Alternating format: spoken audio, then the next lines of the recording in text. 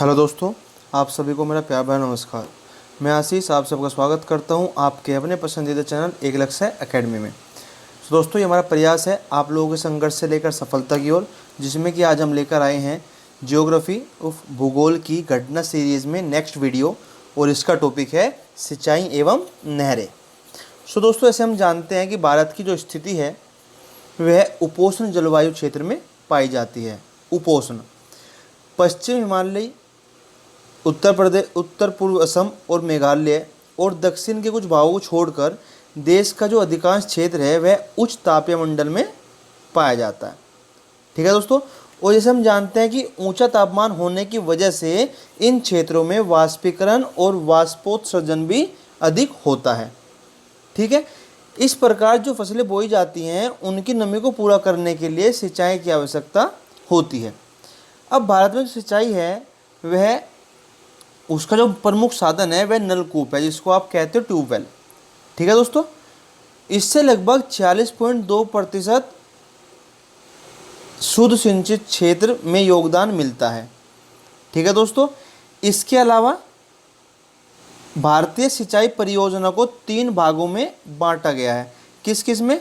एक लघु सिंचाई परियोजना, जिसमें कि आपका कुआं, नलकूप, पंप सेट, तालाब, ड्रिप सिंचाई, स्प्रिंकल, एनीकट, ये सब शामिल है। उसके बाद मध्यम सिंचाई परियोजना, जिसमें कि लगभग 2000 से 10,000 हेक्टेयर तक क्षेत्र की सिंचाई की जाती है।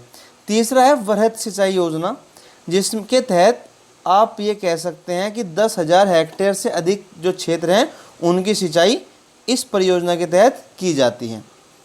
ठीक है, अब बात करते हैं कि विश्व की सबसे पुरानी और विकसित जो नहर व्यवस्था है उनमें से एक है गंग नहर। कौन सी? गंग नहर। इसका निर्माण कब कराया गया था? 1927 में।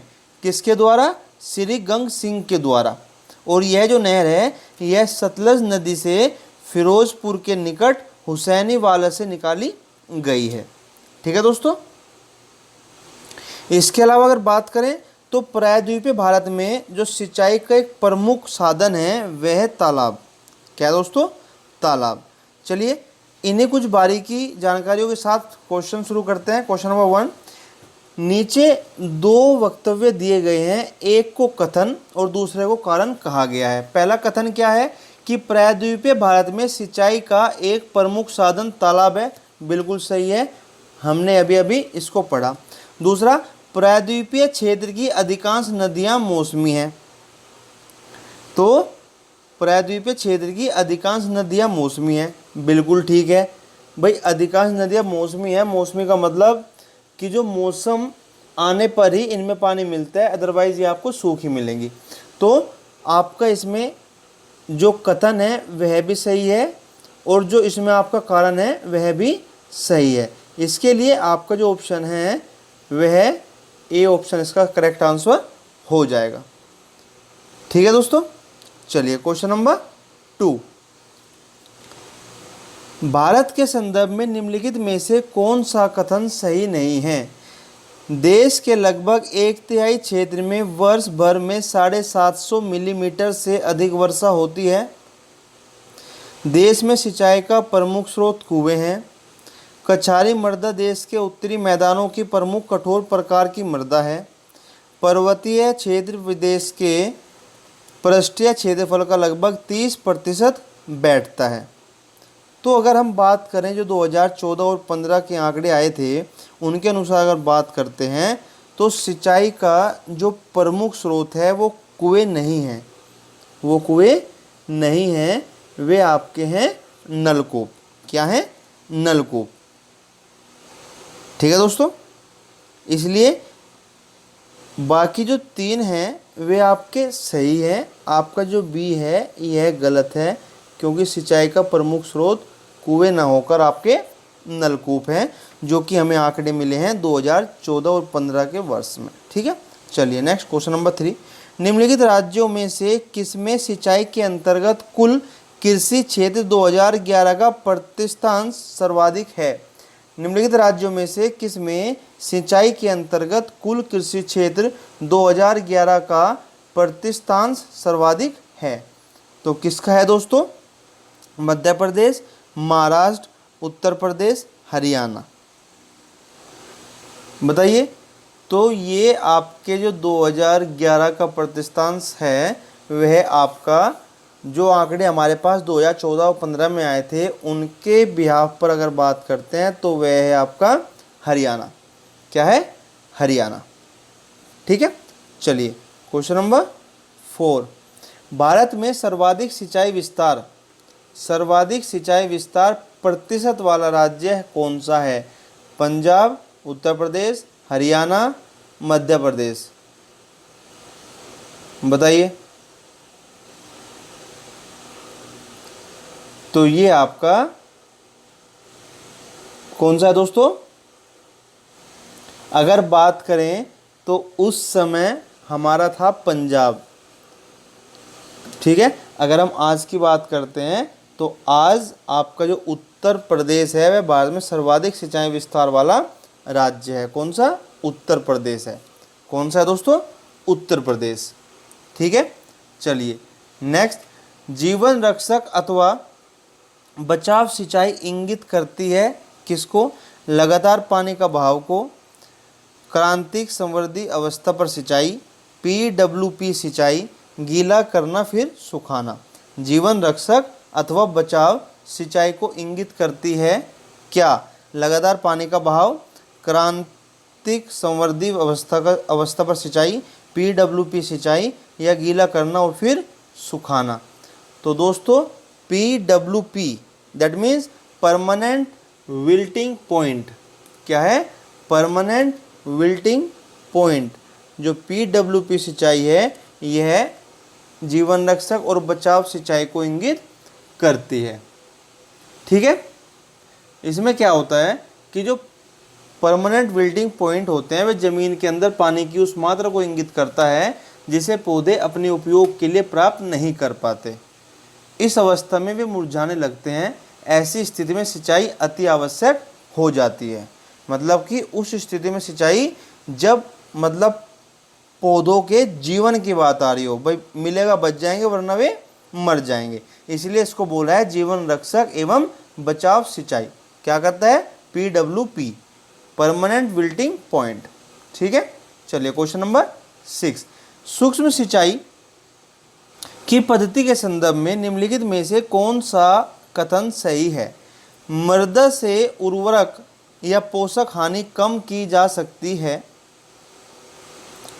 यह वर्षाधीन खेती की सिंचाई का एकमात्र साधन है। इसमें कुछ कृषि क्षेत्रों में भूमि जलस्तर की कम होने से रोका जा सकता है। तो दोस्तों सूक्ष्म सिंचाई पद्धति से मृदा में उर्वरक पोषण हानि कम की जा सकती है। बिल्कुल सही बात है। उसके बाद इसमें जल के उपयोगी एवं अपेक्षाकृत जो कम प्रयोग के कारण उन क्षेत्रों में जहां अधिकांशतः नलकूपों द्वारा सिंचाई होती है भूमि स्तर को कम होने से रोका जा सकता है। ठीक है। अब इसके लिए एक और 3 सही हैं। इसका तीसरा गलत है कि यह वर्षाधीन खेती की सिंचाई का एकमात्र साधन है। तो इसमें ऑप्शन आपको हो जाएगा C, क्योंकि केवल पहला और तीसरा इसके लिए बिल्कुल सही है। चलिए 7। भारत के किस राज्य में सर्वाधिक सिंचाई नलकूपों से होती है? मध्य प्रदेश, बिहार, राजस्थान, उत्तर प्रदेश। तो हमने पढ़ा था उत्तर प्रदेश। ठीक है। और उत्तर प्रदेश के बाद अगर बात करते हैं तो वह है आपका बिहार। ठीक है। पहले नंबर पर उत्तर प्रदेश जहाँ सबसे ज़्यादा सिंचाई नलकूपों से होती है, और उत्तर प्रदेश के बाद बिहार। नेक्स्ट, भारत में माला नहर तंत्र को प्रस्तावित किया था किसने? माला नहर तंत्र मतलब गारलैंड कैनाल सिस्टम तो प्रस्तावित किया था। देखिए 2 चीज़ें हैं दोस्तों, एक तो प्रस्तावित किया था और पहली बार जोड़ने पर विचार किया गया था। तो प्रस्तावित किसने किया था? प्रस्तावित किया था आपके दिनेश जे दस्तूर ने। किसने? दिनेश जे दस्तूर ने प्रस्तावित किया था। ठीक है दोस्तों। चलिए क्वेश्चन नंबर 9, निम्नलिखित में कौन सा एक मानचित्र में 1 2 3 4 में से भारत के राज्यों का सिंचाई के लिए उपलब्ध भूतल जल संसाधनों की दृष्टि से अवरोही क्रम में सही क्रम है? तो कौन सा सही क्रम है? हमने क्या कहा? सबसे पहले आपका है उत्तर प्रदेश। ठीक है, सबसे पहले उत्तर प्रदेश। अब यहाँ पर बिहार है नहीं, वरना बिहार हो जाता। ठीक है ना, तो उत्तर प्रदेश, उत्तर प्रदेश के बाद आपका है महाराष्ट्र। क्या है? महाराष्ट्र। यही लिस्ट किस चीज़ की है? ये वार्षिक भूतल जल संसाधन की है, जिसको आप कहते हैं एनुअल ग्राउंड वाटर ड्राफ्ट। ठीक है, अब ये भी 2014 और 15 के आंकड़ों के अनुसार ही है। तो सबसे पहले पे अगर हम बात करते हैं उत्तर प्रदेश, उत्तर प्रदेश के बाद बात करते हैं महाराष्ट्र, फिर है पश्चिम बंगाल और उसके बाद है असम। ठीक है, तो ये आपका हो गया 4 3 2 1, दैट मीन्स कि आपका ऑप्शन नंबर डी। चलिए क्वेश्चन नंबर 10, दक्षिण भारत में सिंचाई व्यवस्था का अग्रदूत किसे माना जाता है? दक्षिण भारत में सिंचाई व्यवस्था का अग्रदूत किसे माना जाता है? सर आर्थर कॉटन को, कर्नल बेयर्ड स्मिथ को, लेफ्टिनेंट ब्लेन को, या कर्नल रॉबर्ट स्मिथ को? तो यहाँ पर हम मानते हैं सर आर्थर कॉटन को। किसको? सर आर्थर कॉटन को। क्यों? क्योंकि इन्होंने दक्षिण भारतीय राज्यों के सिंचाई व्यवस्था में उल्लेखनीय काम किए हैं। ठीक है, इसलिए इन्हें अग्रदूत माना जाता है। चलिए, भारत की सिंचाई क्षमता का सर्वाधिक भाग पूरा होता है। भारत की सिंचाई क्षमता का सर्वाधिक भाग पूरा होता है बृहत परियोजनाओं से, लघु एवं बृहत परियोजनाओं से, लघु परियोजनाओं से, या मध्यम परियोजनाओं से। सो दोस्तों, लघु परियोजनाओं से आपका भारत की सिंचाई क्षमता का सर्वाधिक भाग पूरा होता है। इसके तहत लगभग 2000 हेक्टेयर से कम क्षेत्र की सिंचाई होती है और यह सिंचाई की लगभग 62% से अधिक की आपूर्ति करते हैं। जो आपकी लघु योजनाएं हैं, लघु सिंचाई परियोजनाएं हैं, ये आपके पूरे भारत की लगभग 62% से अधिक की आपूर्ति करते हैं। ठीक है, चलिए 12, फरक्का की नहर। कौन सी? फरक्का की नहर, जो कि हुगली नदी पर इसका निर्माण 1975 में कराया गया था। किसका? फरक्का बैरेज का। तो फरक्का बैराज का, फरक्का की नहर की जल वहन क्षमता कितनी है? फरक्का की नहर की जल वहन क्षमता कितनी है? 75,000 क्यूसेक, 70,000 क्यूसेक, 40,000 या 35,000 क्यूसेक? तो कितनी है? सो इसकी दोस्तों 40,000 क्यूसेक है। कितनी? 40,000 क्यूसेक। और जो ये बैराज है, फरक्का बैराज है, इसके दाएं किनारे से नहर द्वारा गंगा नदी के 40,000 क्यूसेक जल को हुगली नदी की ओर मोड़ दिया गया। ठीक है, कितने?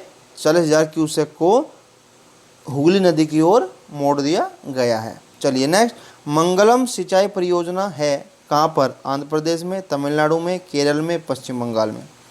सो दोस्तों, जो आपकी मंगलम सिंचाई योजना है, ये आपकी केरल में है। कहाँ पर है? केरल में। और केरल के भी पलक्कड़ ज़िले में है। कहाँ पर? पलक्कड़ ज़िले में, जो कि भरतपुझा नदी और उसकी सहायक नदियों पर कुल 10 सिंचाई परियोजनाएं पूर्ण हो चुकी हैं। ठीक है, तो ये आपकी केरल के पलक्कड़ ज़िले में। ठीक है, चलिए क्वेश्चन नंबर 14, सारण सिंचाई नहर निकलती है। सारण सिंचाई नहर निकलती है सोन से, कोसी से, गंगा से, गंडक से। सो दोस्तों, सारण सिंचाई नहर निकलती है आपकी गंडक नदी से, क्योंकि गंडक परियोजना के अंतर्गत जो गंडक नदी पर त्रिवेणी घाट है, उसके पास एक 750 मीटर लंबा बैराज बनाया गया है, जिससे कुछ नहरें निकाली गई हैं, जिनमें से एक सारण सिंचाई नहर भी है। इंदिरा गांधी नहर का उद्गम स्थल गांधी सागर बांध, हरिके बैराज, भाखड़ा बांध, गोविंद वल्लभ सागर बांध। तो दोस्तों, इंदिरा गांधी नहर का जो उद्गम स्थल है वह आपका है हरिके बैराज। क्या है? हरिके बैराज। ठीक है, जो कि इस बैराज के पास से व्यास और सतलज नदी के संगम से होता है। इंदिरा गांधी का जो नहर का उद्गम होता है वह हरिके बैराज के पास से व्यास और सतलज नदी के संगम में होता है। ठीक है, और इस नहर से पश्चिम राजस्थान के गंगानगर, बीकानेर, जोधपुर और जैसलमेर इनको मुख्य रूप से सिंचाई की जाती है। चलिए नेक्स्ट 16, हरिके बैराज इंदिरा गांधी नहर का प्रमुख जल स्रोत निम्न में से किन नदियों के संगम पर है? तो अभी आपको बताया व्यास और सतलज। किसके? व्यास और सतलज के संगम पर है। राजस्थान या इंदिरा नहर कहाँ से निकलती है? तो अब इसका आपको बताया था कि व्यास और सतलज नदी के संगम से निकलती है। व्यास और सतलज नदी के संगम से निकलती है। ठीक है, चलिए 18, इंदिरा गांधी नहर का निर्माण कार्य वर्ष 1958 में प्रारंभ हुआ और इसका उद्गम है कौन सा? आपने पढ़ा था क्या कि सतलज नदी पर हरिके बांध से। कहाँ से? सतलज नदी पर हरिके बांध से। ठीक है, नेक्स्ट, इंदिरा गांधी नहर जल प्राप्त करती है व्यास, चिनाब, रावी, सतलज। तो किससे करती है? व्यास और सतलज तो आपने पढ़ा ही है, इसके साथ रावी नदी से भी इंदिरा नहर अपना जल प्राप्त करती है। ठीक है ना, तो व्यास, सतलज और रावी। चलिए नेक्स्ट 20, निम्नलिखित नदी परियोजनाओं में से कौन सा व्यास नदी के पोंग बांध के जल का प्रयोग करती है? तो अभी हमने पढ़ा इंदिरा गांधी नहर परियोजना व्यास नदी के पोंग बांध के जल का उपयोग करती है। विश्व की सबसे पुरानी व विकसित नहर व्यवस्था भारत में कौन सी है? तो मैंने इसको आपको डिस्क्रिप्शन दिया था कि गंग नहर विश्व की सबसे पुरानी व विकसित नहर व्यवस्था है, जिसका निर्माण 1927 में बीकानेर के उस समय के महाराजा श्री गंग सिंह ने करवाया था। ठीक है, और यह नहर सतलज नदी से फिरोजपुर के निकट हुसैनी वाला से निकाली गई थी। ठीक है दोस्तों, कब हुआ था निर्माण? 1927 में। किसने कराया था? श्री गंग सिंह ने। कहाँ के राजा थे? बीकानेर के। ठीक है, चलिए 22, गंग नहर जो सबसे पुरानी नहरों में से है, इसका निर्माण गंग सिंह जी ने करवाया था। कब? अभी आपको बताया 1927 में। कब कराया था? 1927 में। नेक्स्ट, निम्नलिखित कथनों में से कौन सा एक सत्य नहीं है? घग्गर के जल का इंदिरा गांधी नहर में उपयोग किया जाता है। देखिए दोस्तों, पहला ही जवाब आपको पता है कि घग्गर का तो वहाँ पे कहीं जिक्र ही नहीं है, कोई रोल ही नहीं है, कोई भूमिका ही नहीं है। नर्मदा अमरकंटक से निकलती है, बिल्कुल सही है। निजाम सागर मांजरा नदी पर स्थित है, बिल्कुल सही है। पेनगंगा गोदावरी की सहायक नदी है, बिल्कुल सही है। ठीक है, तो अब मांजरा नदी अगर बात करें, आपको बता देते हैं, तो ये गोदावरी की सहायक नदी है। ठीक है, तो इसका जवाब तो हो जाएगा यह ही बिल्कुल गलत है। घाघर नदी की उसमें कोई भूमिका है ही नहीं दोस्तों। ठीक है, चलिए 24, शारदा सहायक समावेश विकास परियोजना। शारदा सहायक समावेश विकास परियोजना के मुख्य लक्ष्य प्राप्त निम्नलिखित में से क्या हैं? शारदा सहायक समावेश विकास परियोजना के मुख्य लक्ष्य निम्नलिखित में से क्या हैं? लक्ष्यों के नीचे दिए गए कोड से सही उत्तर चुनिए।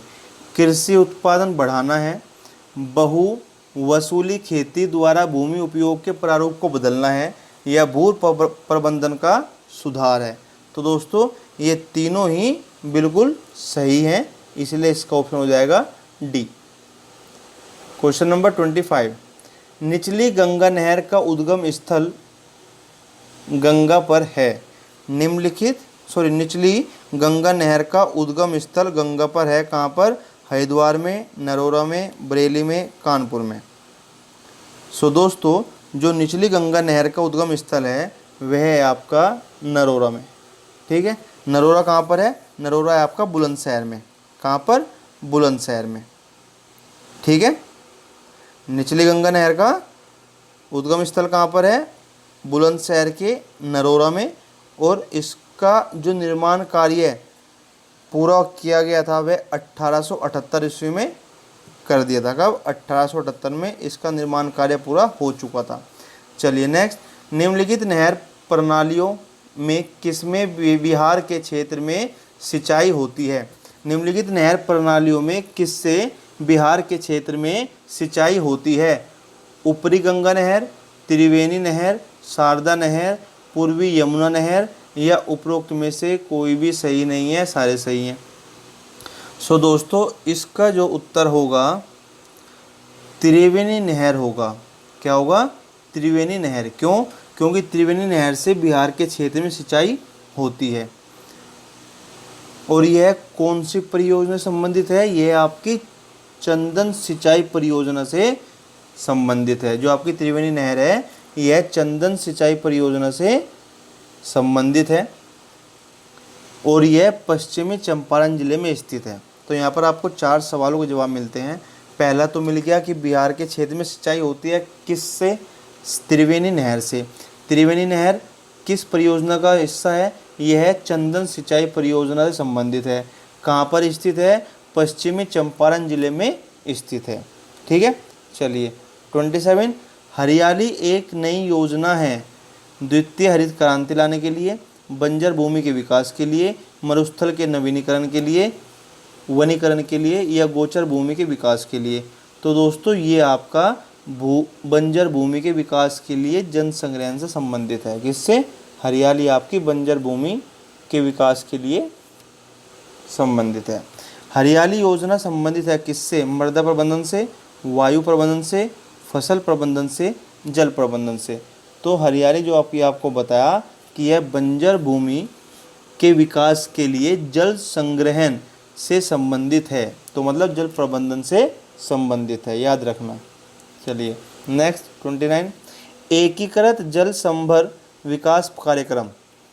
एकीकृत जल संभर विकास कार्यक्रम को कार्यान्वित करने के क्या लाभ हैं? तो क्या लाभ हैं? मृदा के बह जाने की रोकथाम है, देश की 12मासी नदियों को मौसमी नदियों से जोड़ना है, वर्षा जल संग्रहण तथा भौम जलस्तर का पुनर्भरण है या प्राकृतिक वनस्पतियों का पुनर्जनन है। तो दोस्तों पहला, तीसरा, चौथा ठीक है, लेकिन इसका दूसरा इसका लाभ नहीं है। लाभ क्या है? एक तो जो आपकी मिट्टी बह जाती है उसको रोकने के लिए, दूसरा इससे आपका जो भूमिक जलस्तर है उसको दोबारा भरने के लिए, तीसरा जो प्राकृतिक वनस्पति है उनको दोबारा रिजनरेट पुनर्जनन करने के लिए। ठीक है, ये 3 लाभ इसके हैं। देश की 12मासी नदियों को मौसमी नदियों से जोड़ने का कोई लाभ इसमें नहीं है। चलिए 30, इसमें एक तरफ परियोजनाएं हैं, एक तरफ मंत्रालय है। तो पहला सूखा पर्वन क्षेत्र कार्यक्रम, सूखा पर्वन क्षेत्र कार्यक्रम जो कि, उसके बाद आपका मरुस्थल विकास कार्यक्रम, उसके बाद वर्षापूरित क्षेत्रों हेतु राष्ट्रीय जल संभर विकास परियोजना। ठीक है। ऑप्शन का क्या है? कृषि मंत्रालय, पर्यावरण एवं वन मंत्रालय, ग्रामीण विकास मंत्रालय। अब इन पर विचार करना है कौन सा युग्म सही है दोस्तों। तो अगर आपसे बात करें इस बारे में तो इनमें से कोई सा भी सही नहीं है। इनमें से कोई सा भी युग्म सही नहीं है, क्योंकि सूखा प्रबंध क्षेत्र कार्यक्रम, मरुस्थल विकास कार्यक्रम और तीसरा आपका इंटीग्रेटेड वेस्टलैंड डेवलपमेंट प्रोग्राम, ये तीनों ही भूमि संसाधन विभाग, किसके? भूमि संसाधन विभाग, डिपार्टमेंट ऑफ लैंड रिसोर्सेज द्वारा चलाए जाने वाले प्रोग्राम हैं। ठीक है। उसके बाद जो आपका भूमि संसाधन विभाग है ये ग्रामीण विकास मंत्रालय का एक विभाग है। वर्षा पूरित क्षेत्रों हेतु राष्ट्रीय जल संभर परियोजना कृषि एवं सहकारिता विभाग का, मतलब कि कृषि मंत्रालय का कार्यक्रम है। किसका? कृषि मंत्रालय का। तो इसमें से कोई सा भी सही नहीं है, क्योंकि इसके सामने रहेगा ग्रामीण विकास मंत्रालय। ग्रामीण विकास मंत्रालय के लिए आपके ये योजनाएं आती हैं। जो आपको तीनों बताई भाई, आपकी सूखा प्रबंधन क्षेत्र भी, मरुस्थल विकास कार्यक्रम भी, ये सारे आपके भूमि संसाधन विभाग के अंतर्गत आते हैं और यह विभाग ग्रामीण विकास मंत्रालय के अंतर्गत आता है। तो ये दोनों गलत हो गए। वर्षापूर्व क्षेत्रों हेतु जो राष्ट्रीय जल संपदा विकास परियोजना है, यह कृषि मंत्रालय का प्रोग्राम है, लेकिन इसमें ग्रामीण विकास मंत्रालय लिखा है। तो इसमें से आपका कोई सा भी सही नहीं है दोस्तों, ठीक है। चलिए क्वेश्चन नंबर 31, निम्नलिखित में से कौन सा या कौन से ड्रिप सिंचाई पद्धति के प्रयोग के लाभ हैं? खरपतवार में कमी होना, मृदा लवणता में कमी होना, मृदा अपरदन में कमी होना, इन तीनों में से कौन सा है? सो दोस्तों, खरपतवार में कमी आती है ड्रिप इरिगेशन से, और मृदा अपरदन जो सोयल इरोजन है उसमें भी कमी आती है, लेकिन मृदा लवणता में इससे कोई कमी नहीं आती। तो पहला और तीसरा सही है, दूसरा गलत है। इसके लिए आपका ऑप्शन सी करेक्ट आंसर हो जाएगा, ठीक है। ठीक है दोस्तों। सो दोस्तों, ये थे हमारे आज कुछ सिंचाई और नहरों से संबंधित महत्वपूर्ण सवाल। उम्मीद करता हूँ कि आपको इसमें बहुत कुछ जानने का मौका मिला होगा। साथ बने रहने के लिए आपका बहुत बहुत धन्यवाद। मिलते हैं अगली वीडियो में, और अगली वीडियो तक के लिए नमस्कार, धन्यवाद, राम राम दोस्तों।